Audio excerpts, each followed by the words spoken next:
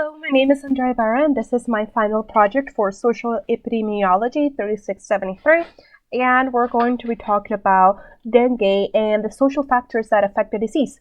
We're going to be looking at the natural history of dengue, the symptoms and transmission, the mosquitoes that carry it, and also how education affects your risk of getting dengue and other demographic and social factors, and also the future of dengue as a tropical disease in a world that is warming.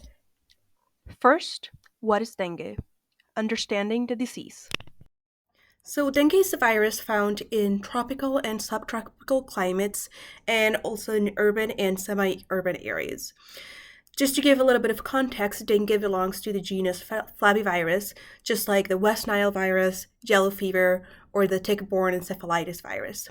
These are all diseases that have very similar natural histories, but in this case, dengue is a disease that needs a vector. In this case, the vector is mosquitoes, and we will talk about mosquitoes later.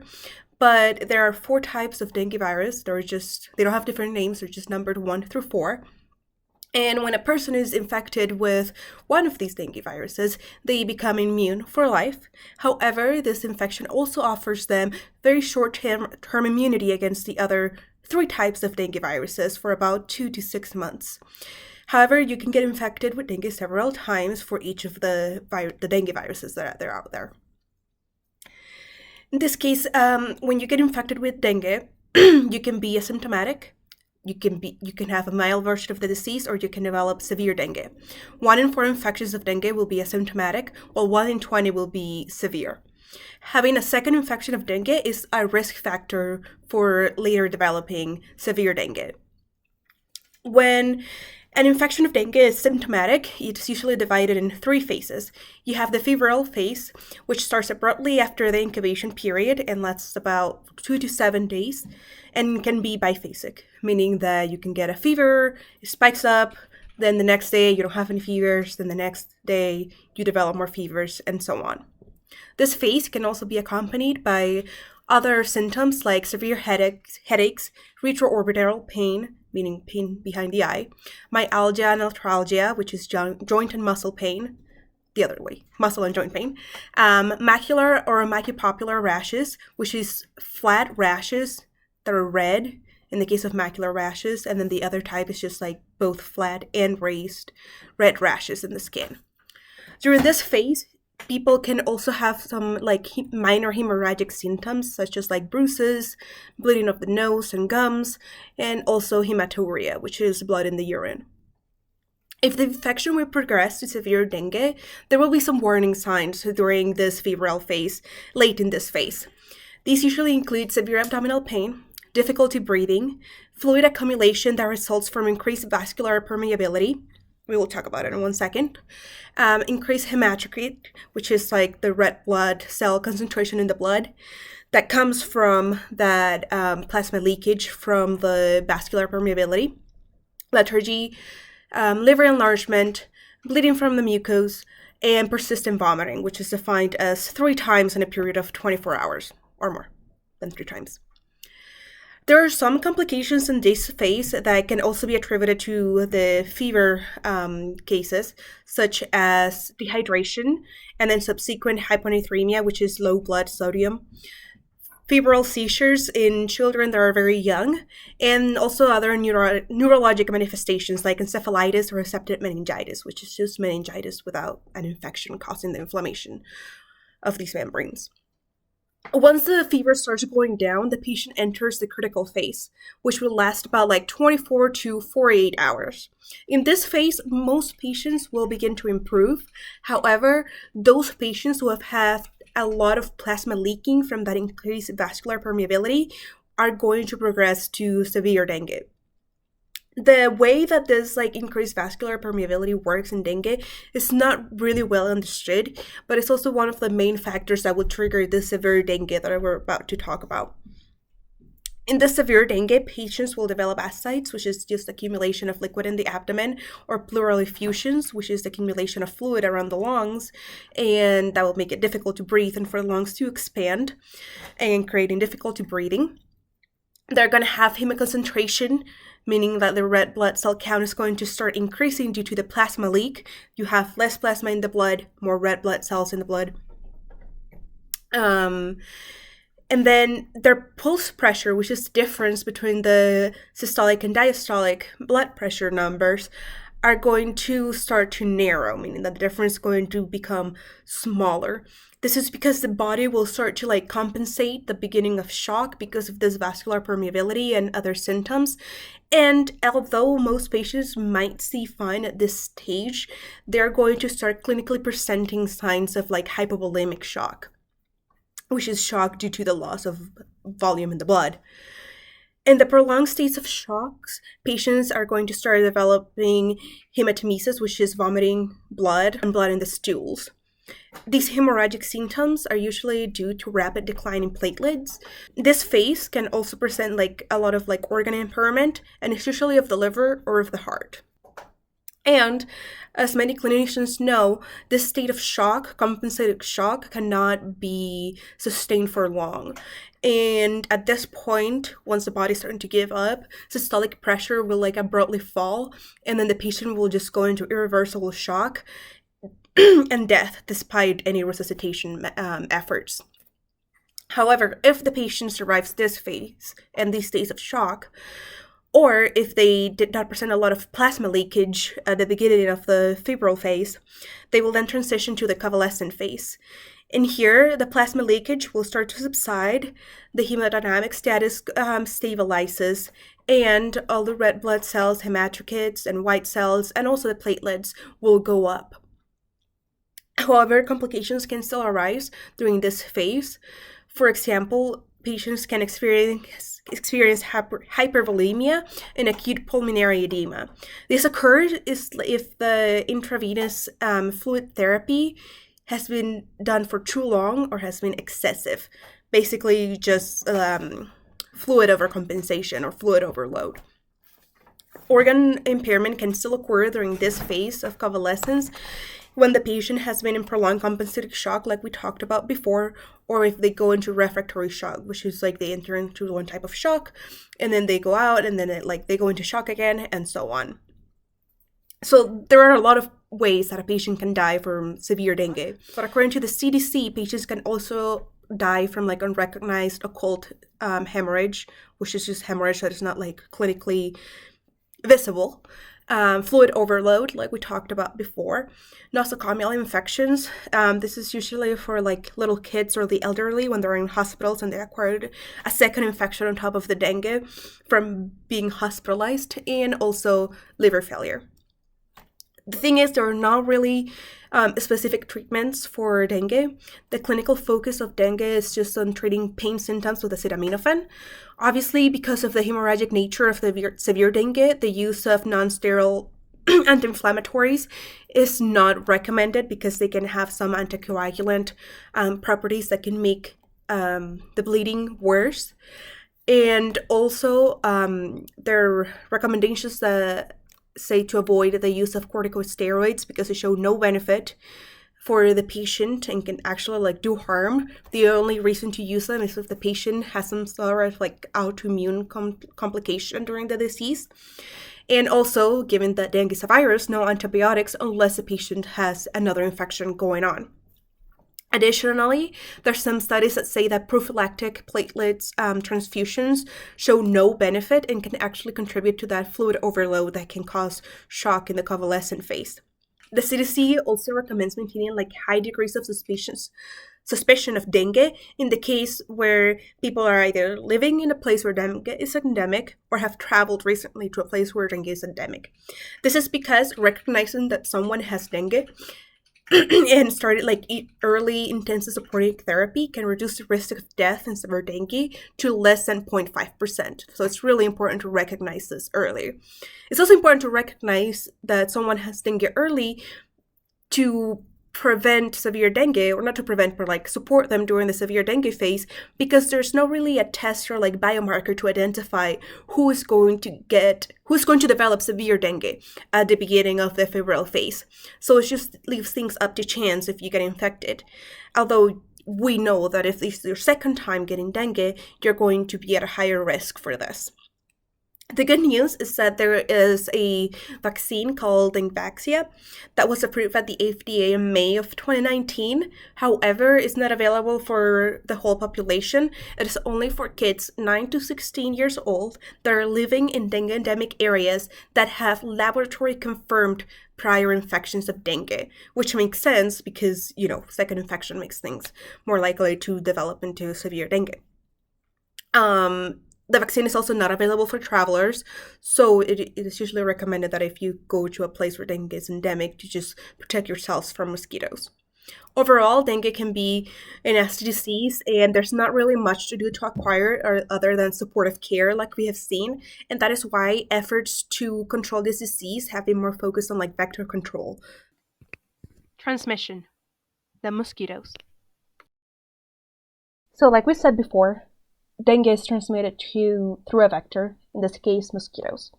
The type of mosquitoes that transmit dengue and many other diseases are called Aedes aegypti or Aedes albopictus. A human will get bitten by an infected mosquito, and the virus will enter their bodies through the saliva of the mosquito and the bite. Humans are the primary host and source for female mosquitoes to acquire the dengue viruses. The main type of transmission, that it is the mosquitoes, we have 3 periods. You have the infectivity period that lasts about 7 days, which is when people are sick, they have virus in their blood, and so any mosquito that bites them, it's going to receive that virus. After that, you have the extrinsic incubation period, which lasts about like 8 to 12 days, where the virus is replicated inside of the mosquito before it's able to transmit it. After this period is over, the mosquito will be able to transmit dengue for the rest of its life, which is about like 1 month. And lastly, the last period is the intrinsic incubation period, which is the incubation of the virus inside the human body that lasts anywhere from like 3 to 14 days. Aedes aegypti and Aedes albopictus like to live near humans, are usually not scared of humans. They rest in like dark areas that are usually like hard to reach. They breed in containers of standing water that can be like inside or outside the home, and also like to bite mostly during the day and indoors where people are spending most of their times. Epidemiology: who and where gets dengue? Dengue is endemic in over 100 countries, and about 4 billion people live in these areas that are at risk of contracting dengue, according to the World Health Organization. About 70% of the global burden of dengue is held by Latin America, Southeast Asia, and also Western Pacific regions. Each year, there are about 400 million cases of dengue, out of which 100 million get sick, they get symptomatic cases, and 40,000 of those die. Dengue can occur year-round. However, there is a seasonal increase during rainy season because rain will increase the habitats of the mosquito outdoor. Social factors that affect the prevalence, severity, and outcomes of dengue. So because dengue is such a complex disease in the way that it interacts with like hosts, in this case humans, the vector, mosquitoes, and the viruses, there is a lot of discrepancies that I found while I was doing research for this project. Trying to find links between social demographic factors and dengue is really hard for researchers because of these complex interactions. And so these studies that look at population density found that congested areas, meaning like areas with a lot of people or foot traffic, usually are related with like more risk of getting dengue. Houses that are closer to each other are also a risk for getting dengue. However, when we look at the map where there are the most cases of dengue per year, or like the most prevalence of dengue or whatever, most of these cases are happening in rural areas in developing countries, which we will assume that rural areas are not as densely populated as urban areas. But within these developing countries, there are also pockets where there's a lot of people living together. a lot of places where there is high population density, which could also be contributing to the spread of dengue in these places. Next up, we also have type of housing. So a couple of studies looked at the type of vegetation, sorry, the amount of vegetation that houses have around them, and found that houses that have more gardens or closer to vegetation, which is like the habitat of the mosquitoes, have usually more dengue risk that those that don't. They also found that apartments represent less risk for dengue. We're speculating that it is because the mosquito cannot fly so high up, or they tend to stay low and closer to the ground. And it follows that like a higher proportion of apartments is associated with lower dengue incidence. And also some studies found that older houses are associated with more risk of dengue because they usually like air conditioning, lowering temperatures for the mosquito to develop, or they don't have airtight windows, and so on. Now on to socioeconomic status. This is one that I thought that I was going to be very relevant to dengue. And several studies across the board found that yes, lower socioeconomic status is related to is associated with more dengue risk. Excuse me. In this case, unemployment that is related to lower socioeconomic status is also a behavioral risk factor. Maybe because people are staying in their house for longer during the day, which is when the mosquitoes like to bite, or maybe because they're outside more. We don't know. But also low income, poverty, low literacy, and crowding are also associated with higher risk of dengue. Nonetheless, there have also been studies that suggest that dengue is also affecting people of upper socioeconomic statuses and people in like generally quote unquote like richer neighborhoods, for example.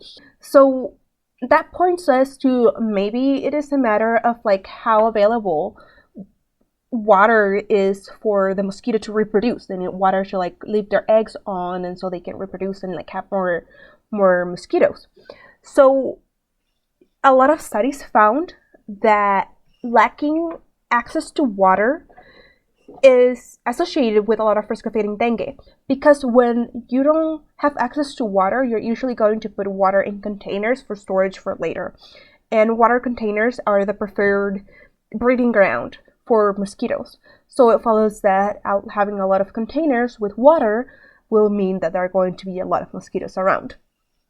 And same follows with sanitation. A lot of studies found that lacking adequate water sanitation is also related to higher incidence of dengue. However, there's other studies that say that mosquitoes prefer clean water to breed, clean water containers.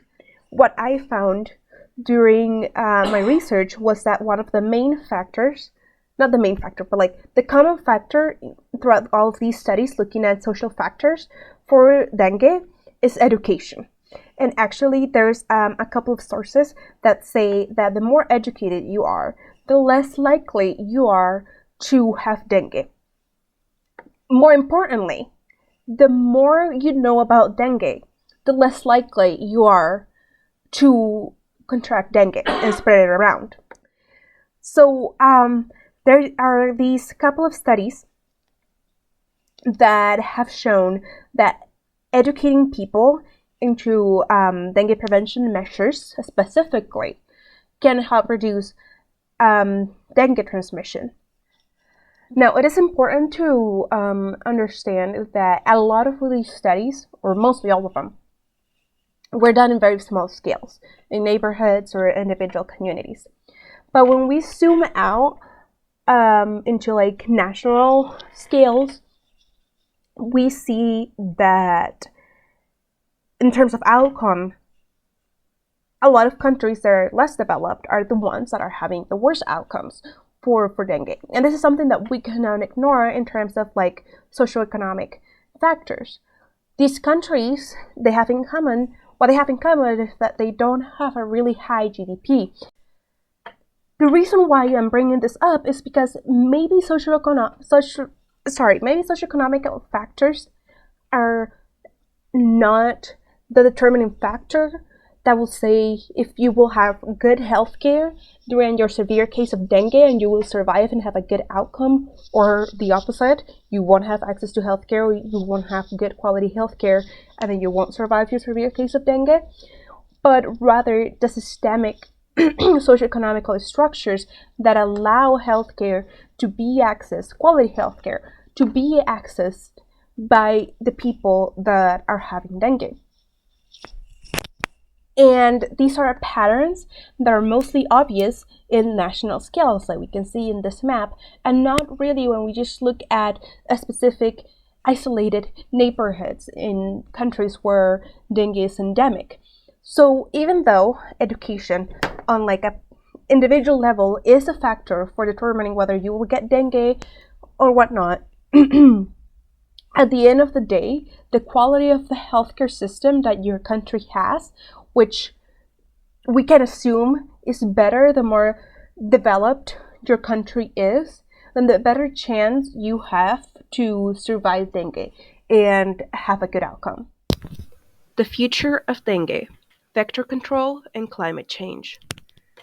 This section is going to be mostly focused on controlling the spread of dengue, because although there is research going into like new treatments and vaccines and prevention methods for dengue to improve outcomes or reduce severity, these have not really been fruitful.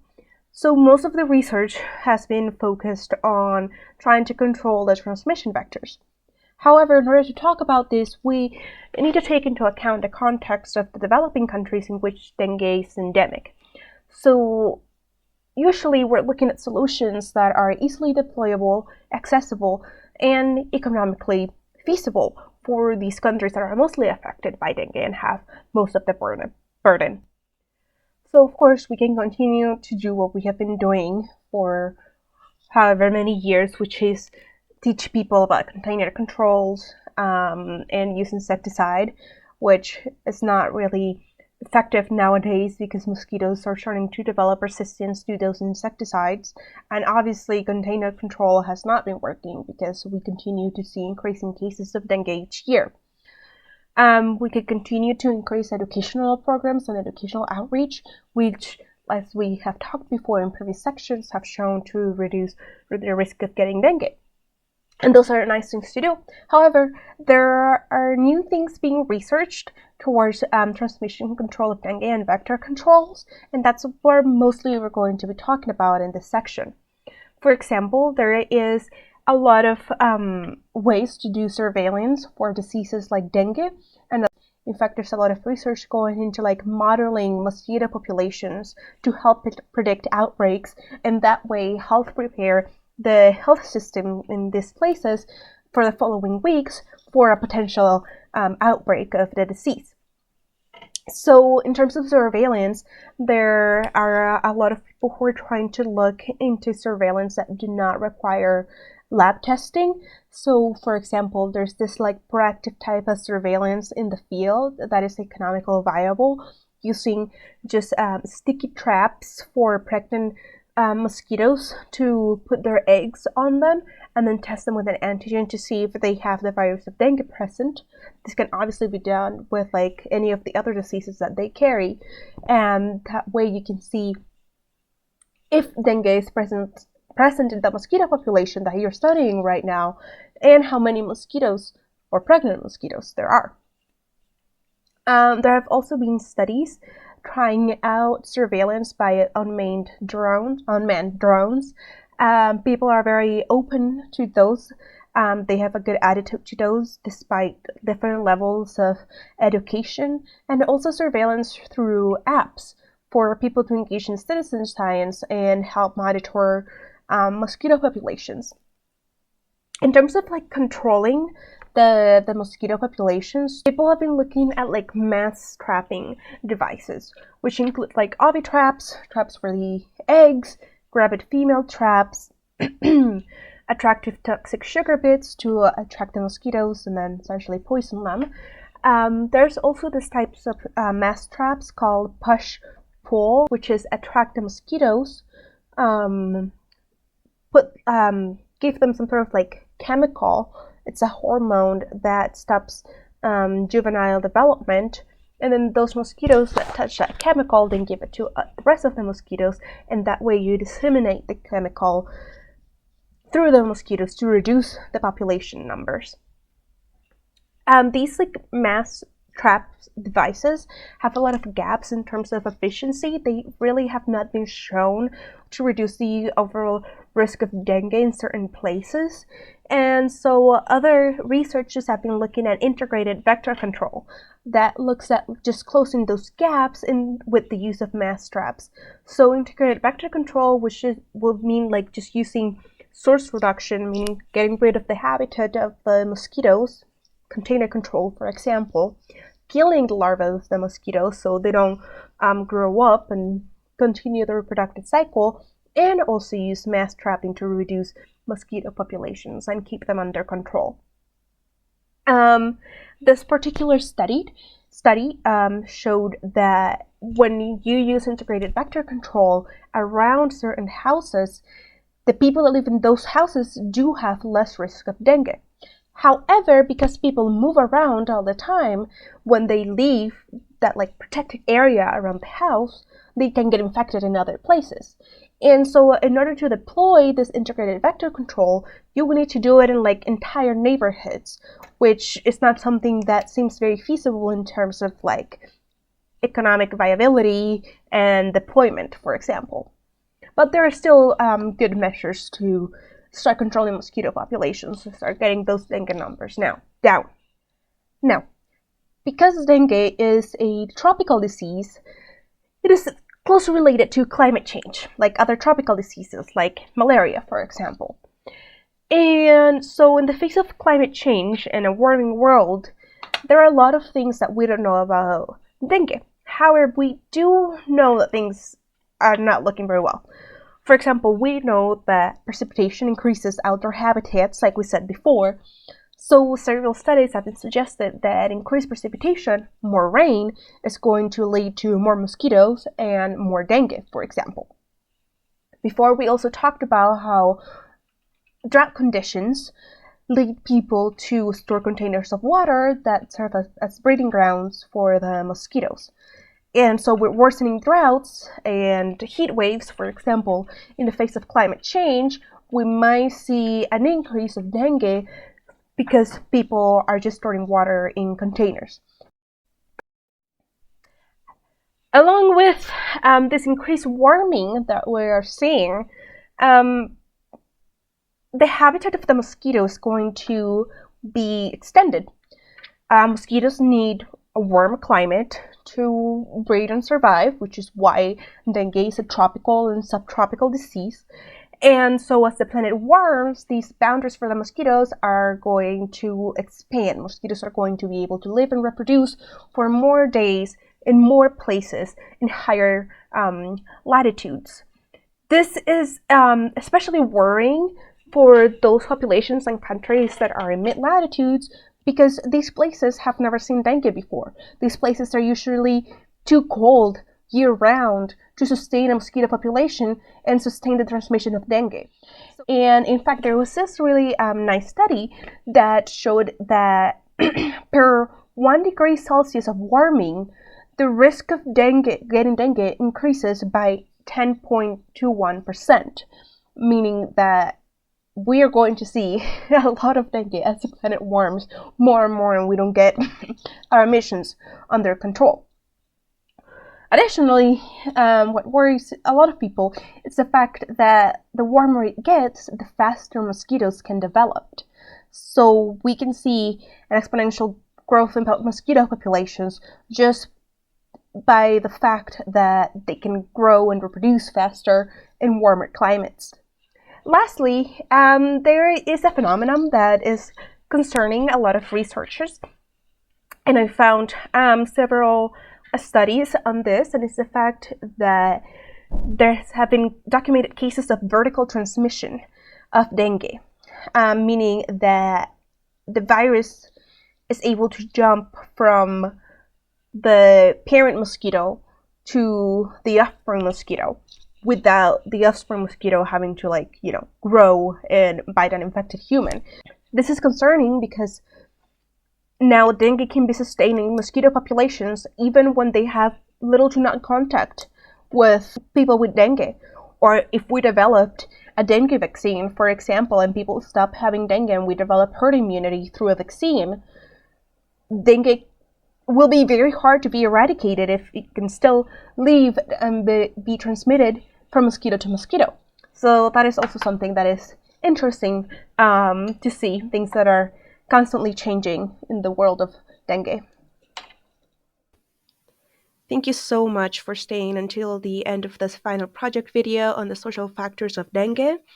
Here you will see a list of the 33 sources that I used for this final project.